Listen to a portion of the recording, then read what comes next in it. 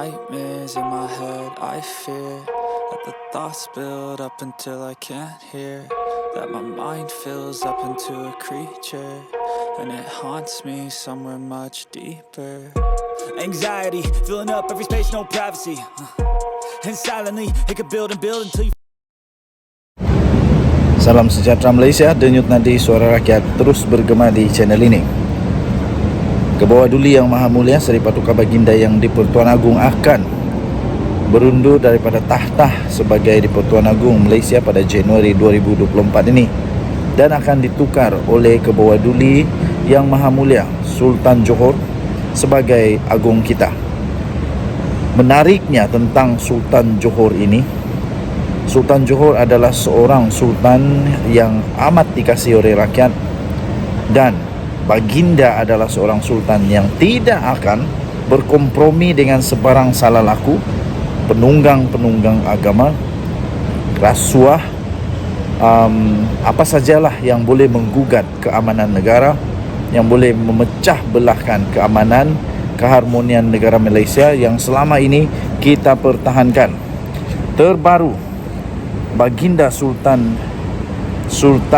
Ibrahim Iskandar telah bertitah bahawa Baginda bertitah kepentingan 33 juta rakyat akan jadi keutamaan saya dan bukan 222 wakil rakyat. Itu berbunyi satu amaran keras kepada semua ahli politik Malaysia yang hanya pentingkan perut sendiri, yang hanya pentingkan jawatan, yang hanya pentingkan untuk pastikan parti dapat berkuasa, yang pastikan parti dapat menutup yang perlu ditutup, apa-apa sajalah, tutup kekalahan, tutup apa sajalah yang perlu ditutup, tutup kemaluan kah, semua yang perlu ditutup. Ini daripada Sultan Ibrahim. Jadi bagi mereka yang memang suka menunggang parti kah, menunggang agama kah, dengan kuasa yang diberi oleh rakyat kepada mereka, ini berita buruk bagi kamu semua. Dan ini satu berita yang sungguh gembira bagi seluruh rakyat Malaysia. Saya sebagai rakyat Malaysia amat mengalu-alukan Duli Yang Maha Mulia Sultan Johor ini untuk menjadi bakal agung kita yang akan datang. Sultan Johor, Sultan Ibrahim Iskandar telah bertitah pelantikan Baginda sebagai yang di-Pertuan Agong yang ke-17 bukanlah satu kenaikan pangkat, tetapi itu adalah satu tambahan lagi tanggungjawab yang memerlukan pengorbanan masa dan tenaga sebagai ketua negara. Sultan Ibrahim turut bertitah keutamaan Baginda adalah bukan kepada 222 ahli politik Malaysia yang sentiasa bercakaran, yang sentiasa nak kuasa, yang sentiasa cuba untuk menumbangkan orang lain, yang sentiasa cuba untuk mempertahankan yang salah, yang sentiasa cuba untuk membuat cerita sampai kena saman lah, tak malu. Rakyat lihat ni. Jadi Sultan Ibrahim bertitah keutamaan, kepentingan yang Baginda tekankan ialah bukan kepada 222 MP wakil rakyat Malaysia, tetapi kepada 33 juta rakyat yang akan menjadi kepentingan dan keutamaan Baginda. Baginda bertitah, saya merasakan negara pada hari ini telah dijangkiti oleh satu virus yang pernah saya sebutkan dahulu semasa di Pasir Gudang, iaitu virus perpecahan. Agak-agaknya siapa yang suka mendendangkan tentang perpecahan ini? Siapa yang suka sangat untuk cuba-cuba untuk mendendangkan ada perpecahan kaum di Malaysia? Jangan main-main. Agung yang baru nanti ini, baru kamu tahu tinggi rendah langit ini. Cubalah kalau berani. Baginda bertitah virus ini berpunca daripada pemimpin politik yang sanggup berbalah, caci memaki, menabur fitnah dan memecahkan perpaduan rakyat demi mengejar kuasa dan kepentingan untuk diri sendiri. Itu titah Baginda. Siapa yang terasa siapa yang terasa, yang suka mencaci maki, yang suka memfitnah, yang terasa pedas itu yang makan lada lah. Jadi sebelum baginda Sultan Ibrahim jadi agung, cepat-cepatlah kamu bertobat.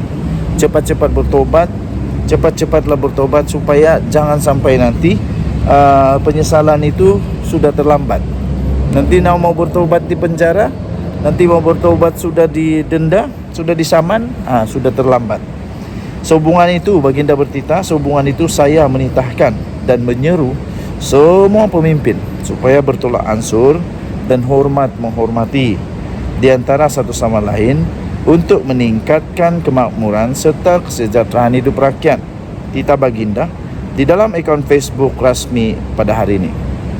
Saya sangat setuju dengan titah Kebawah Duli Yang Maha Mulia Sultan Johor ini. Titah ucapan Sultan Ibrahim itu adalah bersempena dengan Majlis Istiadat sambutan ulang tahun keputeraan baginda yang ke-65 di Dewan Singgasana Istana Besar Johor Bahru hari ini. Sultan Johor, Sultan Ibrahim Iskandar sebelum ini dilaporkan dilantik sebagai Yang di-Pertuan Agong yang ke-17 untuk negara Malaysia.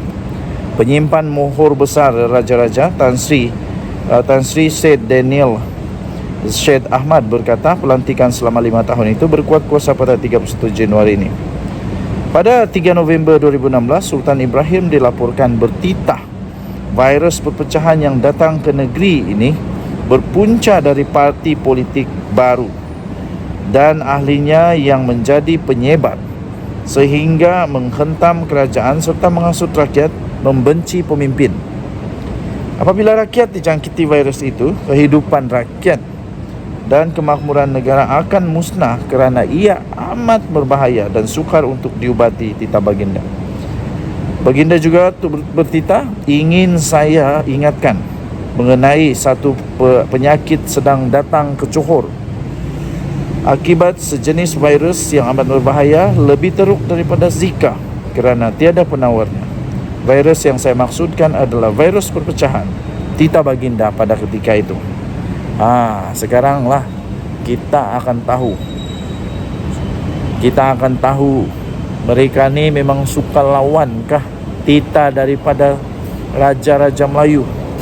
Bukankah kita perlu menghormati dan menjunjung tinggi kedaulatan Raja-Raja kita ini?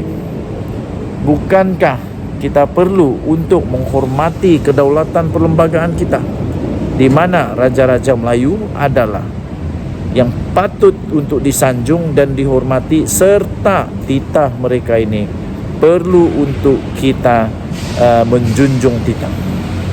Jangan sampai nanti cuba untuk nak jadi hero, tapi akhirnya jadi pula pengkhianat, jadi pula penderhaka.